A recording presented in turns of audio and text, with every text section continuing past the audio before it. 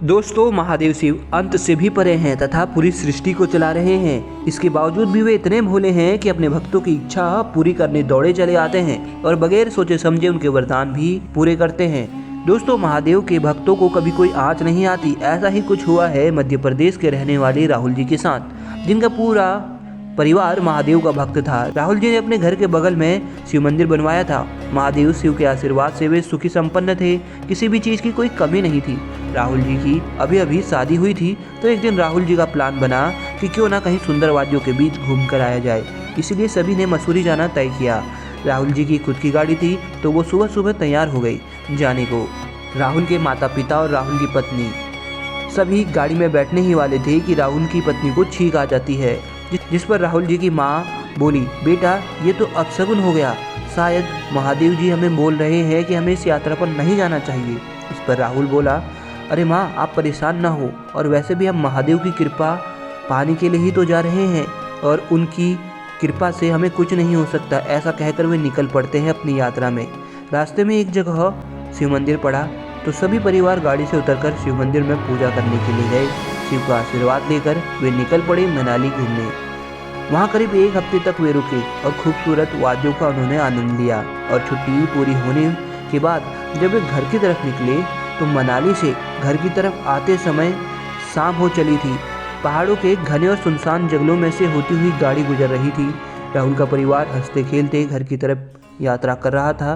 तभी अचानक से रोड पर तेजी से हिरन भागता है। राहुल जी ने उसे बचाने के लिए अपनी गाड़ी मोड़ी, तो गाड़ी सीधे आगे पत्थर से जा टकराई। राहुल जी की गाड़ी के आगे वाला शीशा चकनाचूर हो गया, जिससे उनके सर से खून निकल रहा था। उनकी पत्नी और मम्मी पापा को भी काफ़ी चोट आई थी। राहुल उसी हालत में अपने फ़ोन को जेब से निकाला और एम्बुलेंस के लिए कॉल करना चाहा, परंतु उस पहाड़ी इलाके पे मोबाइल के नेटवर्क नहीं आ रहे थे। ऊपर से रोड सुनसान थी और रात का समय। राहुल जी की हालत बहुत ख़राब हो रही थी। ऊपर से पूरा परिवार भी तकलीफ में था। ये सब देख उसके आंखों में आंसू आ जाते हैं। वो महादेव शिव को याद करने लगा और उनसे प्रार्थना करने लगा, हे भगवान अपने भक्त की मदद करो, हमें बचा लो भगवान से।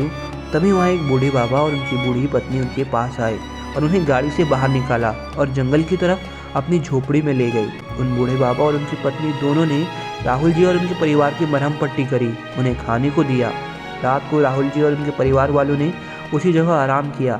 सुबह सुबह वे लोग जब उठे तो झोपड़ी में वो बूढ़े बाबा उन्हें नहीं दिखे और ना ही उनकी पत्नी। और राहुल जी के घाव भी बुरी तरीके से भर चुके थे और उनके परिवार वालों की चोटें भी ठीक हो चुकी थी। उन्हें ये समझ नहीं आ रहा था कि इतने गहरे घाव उनके सिर्फ एक रात में कैसे ठीक हो सकते हैं। और वो बूढ़े बाबा और उनकी पत्नी आखिर सुबह सुबह कहाँ चले गए। कुछ देर उनका राहुल जी और उनके परिवार ने इंतजार किया, परंतु वे लोग नहीं आए। तब राहुल जी अपने परिवार के साथ वापस सड़क पर आ गए, जहां उनकी कार का एक्सीडेंट हुआ था। उन्होंने गाड़ी बुक कराकर वे वापस अपने घर की ओर आए, परंतु वे अभी तक उस रात की बात को याद कर रहे थे जिस दिन उनका एक्सीडेंट हुआ था। दोस्तों, आपको क्या लगता है उस रात आखिर किसने राहुल और उनके परिवार की मदद करी थी? कौन थे वे बूढ़े बाबा और उनकी पत्नी?